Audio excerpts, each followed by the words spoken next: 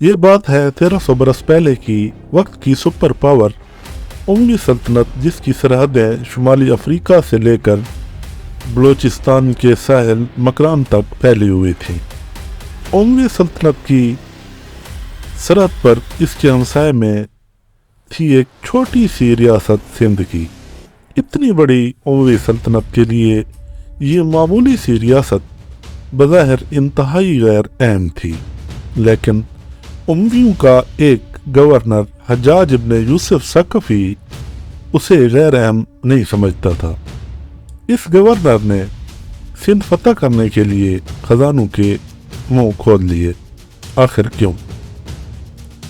सिंध उमवी सल्तनत के मरकज से कई हजार मील यानी तकरीबन 4000 किलोमीटर से ज़्यादा फासले पर वाक़ था, इसलिए वहाँ फौज भेजना, उसकी सप्लाई चेन को बरकरार रखना एक इंतहाई कठिन काम था। फिर भी उमवी गवर्नर हज्जाज इब्न यूसुफ ने इस मुश्किल काम के लिए एक नौजवान सालार और अपने भतीजे ही को क्यों चुना? इस वक्त अरब और सिंध का क्या हाल था? मैं हूं मोहम्मद इमरान और डिस्कवरी वर्ल्ड उर्दू की 2 अक़सात पर मबनी तारीखी डॉक्यूमेंट्री अजीम जर्नैल मोहम्मद बिन कासिम के मार्का सिंध के पहले हिस्से में आपको यही सब दिखाएंगे।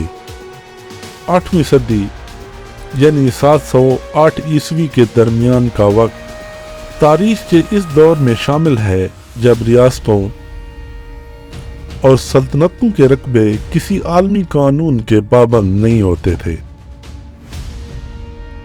सल्तनतों की हदूद बज़ोर बाजू तय की जाती थी।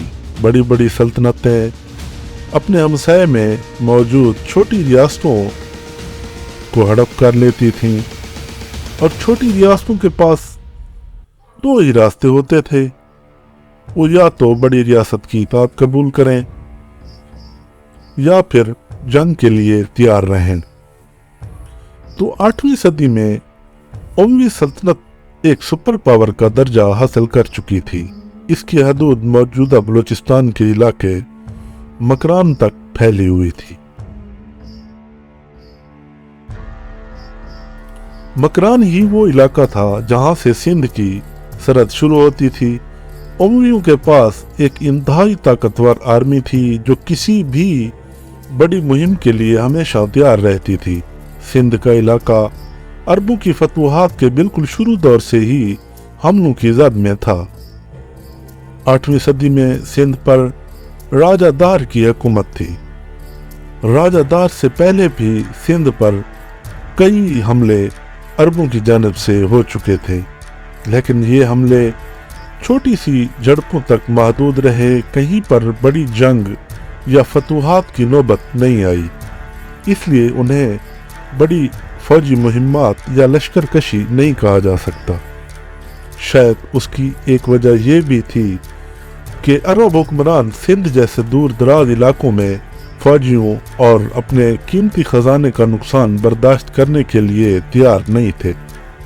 इस तरह जब उमवियों ने अरब सल्तनत की बागडोर अपने हाथ में ली तो उन्होंने भी सिंध पर कभी भी हमले की प्लानिंग नहीं की। ऐसे में राजा दाहर के पास एक मौका था कि वो ताकतवर हमसाया रियासत यानी उमवी हुकूमत से अच्छे ताल्लुकात कायम करता, कोई छेड़छाड़ ना करता, अपनी सल्तनत में चैन आराम की नींद सोता। वो उमवी खलीफा के दरबार में अपना सफीर और तोहफे तैब भेज कर भी उनकी हमदर्दी हासिल कर सकता था। मगर राजा दाहर ने उमवी खलीफा को अपना दोस्त बनाने की बजाय कुछ ऐसे काम किए जो कि ताकतवर हमसायों को नाराज करने का सबब बने। उसने उमवियों के एक दुश्मन अरब जंगजू मोहम्मद अलाफी और उसके 5 साथियों को पनाह दे दी और कुछ रिवायात के मुताबिक उसने सादात के कुछ घरानों को भी पनाह दी थी जो उमवियों के जुल्म और सितम की वजह से वहां से भागकर हिंदुस्तान या सिंध में पनाह लेने के लिए आए थे। ये भी एक मुमकिन वजह हो सकती थी। राजा दाहर के ये इक़दाम ताकतवर हमसाया रियासत को चैलेंज करने वाली बात थी, मगर उमवियों ने अब भी सिंध के खिलाफ कोई बड़ी कार्रवाई नहीं की। इसकी वजह एक बार फिर वही थी, सिंध का इलाका उमवियों के मरकज दमिश्क से बहुत दूर था, यानी 4000 किलोमीटर। इसलिए वो भी साबिक हुक्मरानों की तरह यहाँ किसी बड़ी फौजी मुहिम पर पैसा और वक्त बर्बाद करने के लिए तैयार नहीं थे। ये तो बात थी उमवी खलीफा की हद तक, यानी गवर्नमेंट या खिलाफत के माइंडसेट की। लेकिन उमवी सल्तनत में एक गवर्नर हज्जाज इब्न यूसुफ, जो एक मुहिम जो किस्म का इंसान था। हज्जाज गवर्नर इराक का था और उसके ज़ेर कंट्रोल इलाकों की सरहद सिंध के साथ भी मिलती थी। उसे अपने दौर में एक ऐसा मौका मिला जिससे उसने भरपूर फ़ायदा उठाया और किसी भी चीज़ की परवाह किए बगैर सिंध पर हमला कर दिया। ये मौका क्या था? मशहूर है कि सिंध की बंदरगाह दीबल में रहने वाली मीद कौम के बहरी डाकुओं ने या कज़ाकों ने श्रीलंका के 8 बहरी जहाज लूट लिए थे। इन बहरी जहाज़ों में श्रीलंका के राजा ने खलीफा के लिए कुछ तहफ़ भेजे थे। मुस्लिम मौरखीन के मुताबिक ये जहाज़ राजा दाहर के हुक्म पर लूटे गए थे, यानी राजा दाहर उन कज़ाकों के साथ मिला हुआ था। इन डाकुओं ने जहाज़ों में सवार मुसलमान औरतों को कैदी बना लिया और सहल के करीब ही कहीं दीबल की जेल में बंद कर दिया। उनमें कबीला बनी अजीज की एक औरत ने बेबसी के आलम में उमवी गवर्नर हज्जाज को पुकारते हुए कहा, आए हज्जाज, मेरी मदद को पहुंचो। जब इन जहाज़ों से बच जाने वाले कुछ लोगों की ज़बानी हज्जाज को इस औरत की पुकार का इल्म हुआ तो हज्जाज ने राजा दाहर को खत लिखकर मुसलमान कैदी रिहा करने और डाकुओं को सजा देने का मुतालबा किया। राजा दाहर ने जवाब में लिखा, मुसलमानों को अगवा करने वाले समंदरी डाकू हैं, वो बहुत ज़्यादा ताकतवर हैं। इस इलाके में उन जैसी ताकत रखने वाला कोई मौजूद नहीं और वो मेरी अतात भी नहीं करते, सो मैं कुछ नहीं कर सकता। राजा का यही कुछ ना करना या इनकार करना हज्जाज इब्न यूसुफ को गज़बनाक कर गया और उसने दीबल पर हमले का हुक्म दे दिया। यूं सिंध पर नए हमलों का आगाज हो गया। श्रीलंकन जहाज़ों के दीबल में लुटने का ये किस्सा मशहूर तो बहुत है, मगर उसमें बहुत से तारीखी झोल भी मौजूद है। एक झोल तो ये है कि जहाज़ों को लूटने का इल्ज़ाम अरब फातिहीन की लिखी हुई तारीख जैसे कि चचनामा और इस जैसी किताबों में लगाया गया है, लेकिन इस वाक़े का इसके अलावा दूसरा कोई रेफरेंस मौजूद नहीं है। इसलिए ये किस्सा सच भी हो सकता है और माज अपने हमले को इखलाकी जवाब फराहम करने की एक कोशिश भी। एक और जोन ये है कि इसके बारे में राजा दाहर का पॉइंट ऑफ व्यू हिस्ट्री में मौजूद ही नहीं है, यानी सिंध में उस दौर में ऐसी कोई किताब नहीं लिखी गई जिसमें ये बताया जाता कि राजा दाहर इस वाक़े के बारे में खुद क्या कहता है। वो इस वाक़े में मुलव्वस था या नहीं था, या उसकी नज़र में राजा दाहर की नज़र में सिंध पर अरबों के हमले की असल वजूहात क्या थी, ये तारीख में कहीं मौजूद नहीं है। इस तरह एक और झोल ये भी है कि हज्जाज इब्न यूसुफ सक़फ़ी तो बज़ात खुद एक इंतहाई जालिम और वाशी किस्म का इंसान था। इतना बेरहम और सफाक था कि उसने आले मोहम्मद और सादात का सफाकाना कत्ले आम किया। उसने मक्का मुकर्रमा का 7 माह तक मुहासरा किया, खाना काबा पर पत्थरों से बमबारी करके दीवारें गिरा दी, यहाँ तक कि कहते हैं कि हजर अस्वद के भी 3 टुकड़े हो गए थे। उमवी सल्तनतों में हजारों मुसलमान उसके हाथों मारे गए थे, या हजारों के हिसाब से लोगों को जो उसकी मुखालफत करते थे या मुखालफत का अंदेशा था उनको कैदी बना लिया गया था। ऐसे में ये मान लेना कि वो सिर्फ रहमदिली के जज्बे से सरशार होकर एक औरत को कैद से आज़ाद करवाने के लिए इतना बड़ा लश्कर भेजने पर क्यों कर तैयार हो गया। काफ़ी मुश्किल लगता है कि इस स्टोरी पर एतमाद किया जाए। अगर ये सब कुछ नहीं था तो फिर सवाल ये पैदा होता है कि हज्जाज ने सिंध पर हमला क्यों किया था। इस बारे में नामवर तारीख दान मुबारक अली लिखते हैं कि हज्जाज एक ज़हीन और चालाक सियासतदान था। वो अपने फैसले फ़ायदा और नुकसान देखे बगैर नहीं करता था। उसके नज़दीक इंसानी जानों की कोई अहमियत नहीं थी।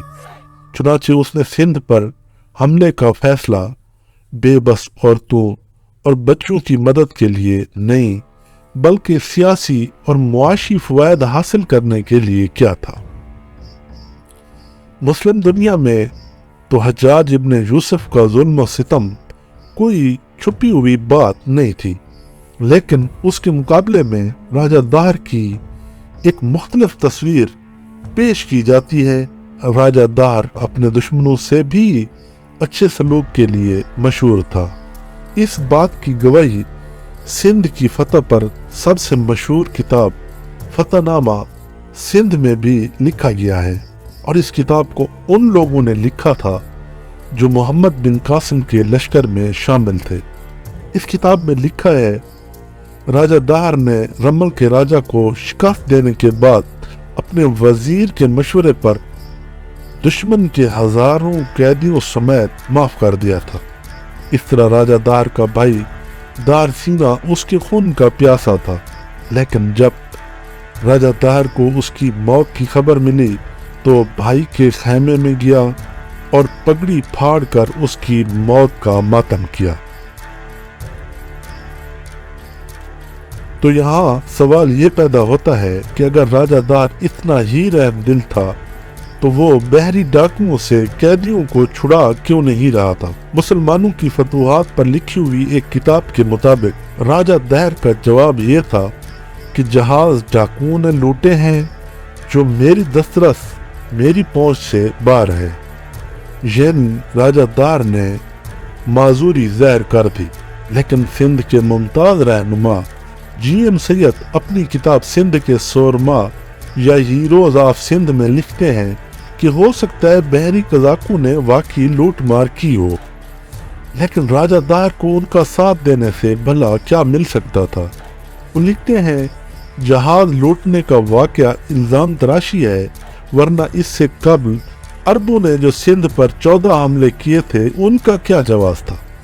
बहरहाल तारीख के ये दोनों वर्जन बहुत ही मुतनाज़ा है। दोनों पर आज भी बात होती है कि जहाज़ों को लूटने का ये वाकया राजा दाहर के हुक्म पर था या उसका उससे कोई ताल्लुक नहीं था। हमने ये दोनों वर्जन दयानतदारी से आपके सामने रख दिए हैं। अब हकीकत जो भी हो, लेकिन वाकया ये था कि हज्जाज इब्न यूसुफ सकफी के हुक्म पर उसके 2 सिपहसालारों उबैदुल्ला इब्न निहान और बुदैल इब्न ताफा ने दीबल पर हमला किया। अरबों के ये दोनों हमले बुरी तरह नाकाम रहे थे। इन हमलों में हज्जाज इब्न यूसुफ के ये दोनों अरब सिपहसालार मारे गए थे। हज्जाज को अपने सिपहसालारों में से बुदैल बहुत ही अजीज था। कहते हैं कि जब हज्जाज को उसके मारे जाने की इत्तला मिली तो उसने गुस्से में इत्तला देने वाले को भी सजा सुना दी। उसके बाद उसने कूफे के इमाम मस्जिद से कहा, तुम जब भी अजान दो तो मुझे बुदैल का कत्ल याद दिलाते रहना ताकि मैं इंतकाम ले सकूं। इस वाक़ये से हम समझ सकते हैं कि हज्जाज इब्न यूसुफ सिंध पर हमले के लिए कितना बेचैन था। हज्जाज की इसी बेचैनी को देखते हुए इसके कमांडर आमिर इब्न अब्दुल्ला ने पैगाम भेजा कि सिंध फतह करने का मौका उसे दिया जाए, लेकिन हज्जाज उस कमांडर की सलाहियतों से ज्यादा मुतासर नहीं था। चुनाचे उसने ये पेशकश मुस्तरद कर दी और सोचो विचार करने लगा। सोचो विचार के बाद वो नजूमियों की तरफ मुतवज्जे हुआ। उसने एक ज़ैचा बनवाया, खुद फाल ली। ज़ैचे और फाल दोनों से उसे जो इशारे मिले उनके मुताबिक सिंध को एक ही शख्स फतह कर सकता था और वो था अमादुद्दीन मोहम्मद बिन कासिम। ये वाक़या फतहनामा सिंध में तफसील के साथ लिखा हुआ है। मगर मुबारक अली के नज़दीक मोहम्मद बिन कासिम को सिंध की फतह के लिए भेजने की वजह इल्म नजूम या कोई फाल नहीं बल्कि कुछ और थी। उनके नज़दीक एक वजह तो ये थी कि मोहम्मद बिन कासिम फौजी मामलात में बिल्कुल तजर्बा नहीं रखता था और हज्जाज को यकीन था कि वो इस मुहिम के दौरान हज्जाज की अथॉरिटी को चैलेंज नहीं करेगा बल्कि उसका हर हुक्म मनो अन तस्लीम करेगा। यही हज्जाज इब्न यूसुफ भी चाहता था। इसका कोई हुक्म 100% हर्फ बहर्फ मानते हुए उसका कोई जर्नल सिंध पर हमला करे। दूसरी वजह यह थी कि मोहम्मद बिन कासिम हज्जाज का रिश्तेदार था, उसका भतीजा भी था और बाद रिवायात में उसका दामाद भी था और हज्जाज उसकी तरबियत करके अपने खानदान और कबीले की ताकत भी बढ़ाना चाहता था। अब सिंध फतह करने वाली फौज की कमान मोहम्मद बिन कासिम को सौंप दी गई, बल्कि साथ में हज्जाज बिन यूसुफ ने उसे यानी मोहम्मद बिन कासिम को पहले ही सिंध का गवर्नर भी मुकर्रर कर दिया। तो जैसा हम बता चुके हैं, हज्जाज बिन यूसुफ मोहम्मद बिन कासिम की फौजी तरबियत करना चाहता था। इसी तरबियत के लिए मोहम्मद बिन कासिम को ईरानी शहर शिराज में भेजा गया। वहाँ से मोहम्मद बिन कासिम ने किसी दूसरे काम से ईरान के शहर रय जाना था। रय मौजूदा तेहरान को कहा जाता है। इस वक्त एक रेफरेंस के मुताबिक उसकी उम्र 17 बरस और दूसरे रेफरेंस के मुताबिक 28 साल थी। उम्र जो भी हो, लेकिन उसे शिराज में हज्जाज बिन यूसुफ का पैगाम मिला कि उसे सिंध पर हमले के लिए एक फौज की क़यादत करना है। तो वो तेहरान की तरफ नहीं गया बल्कि शिराज में ठहर गया और उस फौज का इंतज़ार करने लगा जिसकी उसे क़यादत करनी थी। मोहम्मद बिन कासिम का इंतज़ार चंद माह बाद ख़त्म हुआ और 6000 शामी घोड़सवारों की तरबियत याफ्ता एक बेहतरीन कैवलरी शिराज पहुंच गई। उसके साथ 3000 के करीब ऊंट थे जिन पर सिंध के लंबे सफर के लिए जरूरत का हर सामान मौजूद था। सामान भेजते हुए हज्जाज ने फौज की छोटी से छोटी जरूरत का भरपूर ख्याल रखा था। यहाँ तक कि सामान में सिरका भी मौजूद था, क्योंकि अरब फौज हिंदुस्तानी खानों की मिर्च मिसालों की आदि नहीं थी। खतरा था कि वहाँ खाने खाकर ये बीमार ना पड़ जाए, इसलिए खुराक सिरका भी बतौर साथ था। सिरके को महफूज रखने के लिए उसे रोई में भिगोकर खुश्क कर लिया गया था। अरब सिपाही जब चाहते रुई को पानी में भिगोकर सिरका निकाल सकते थे और उसे इस्तेमाल कर लेते थे। तीर, तलवार, नेज़े तो ज़ाहिर है थे ही, मगर रास्ते में फटे पुराने कपड़े सीने के लिए दर्जियों का भी इंतज़ाम था। रास्ते के ज़रूरी अखराजात के लिए 30,000 दीनार की एक भारी भरकम रकम साथ थी। हज्जाज ने तैयारियों के एतबार से तो कोई कसर नहीं छोड़ी थी। फौज के निकल जाने के बावजूद भी वो सामान और मुसलसल अहकामात भेज रहा था। लेकिन इस सारे बंदोबस्त में एक मसला था, वो ये कि इन तैयारियों की वजह से शाही खजाने पर बहुत ज़्यादा बोझ पड़ गया था।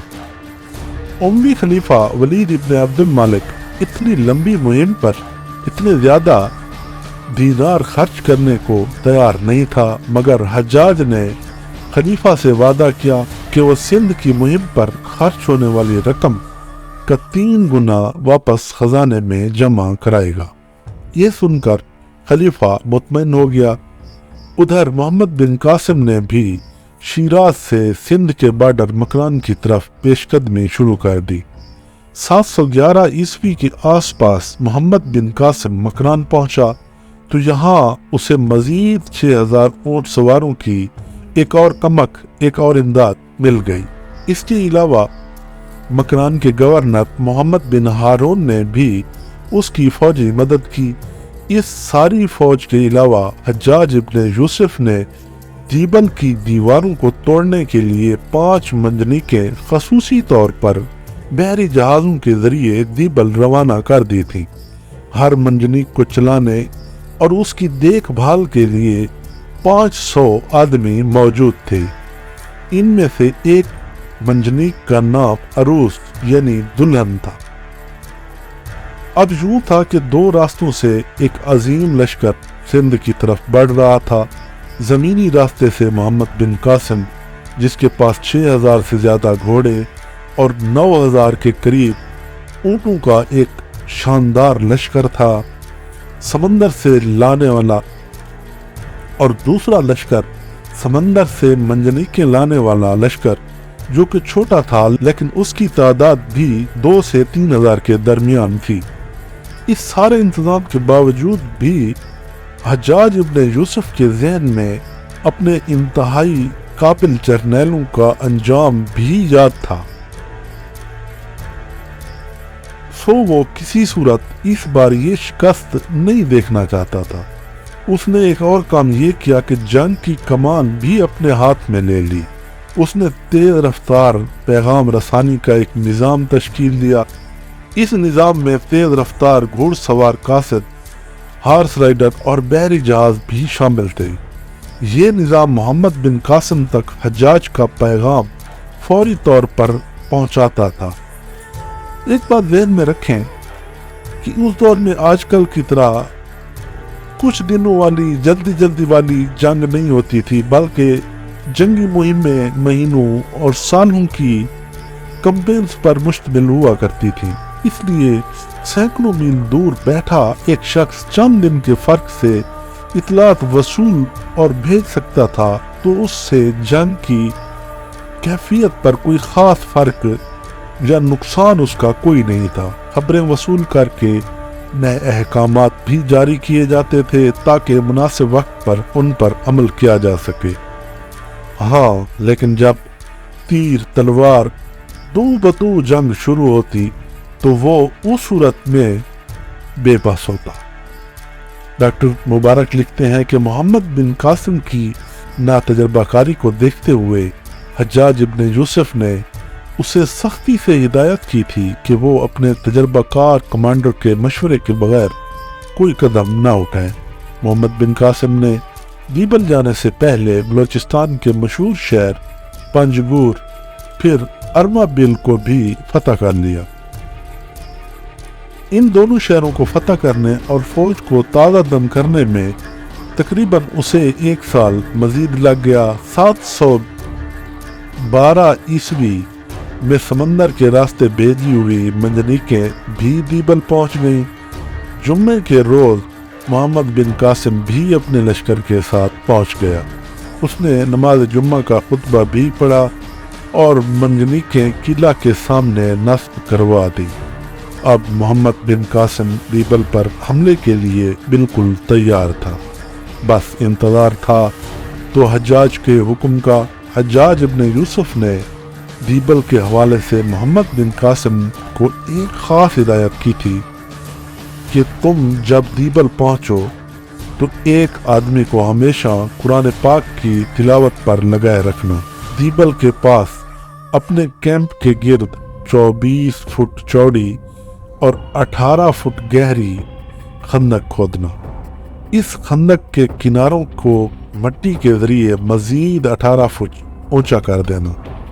दुश्मन से मुकाबला करते हुए खामोश रहना, चाहे दुश्मन नारे लगाएं, बेहुदा बकवास करें, चाहे वो तैयार हो जाए, मगर जब तक मेरा हुक्म ना मिले जंग शुरू नहीं करनी। मोहम्मद बिन कासिम ने इस हुक्म पर पूरा अमल किया।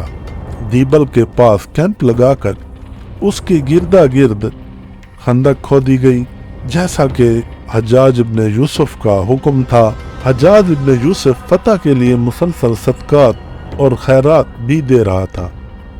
अरब लश्कर पहुंचने के 8वें रोज हज्जाज इब्न यूसुफ ने हमले का हुक्म दे दिया। ये हमला हुआ, लेकिन इस हमले में दीबल फतह ना हो सका। क्यों?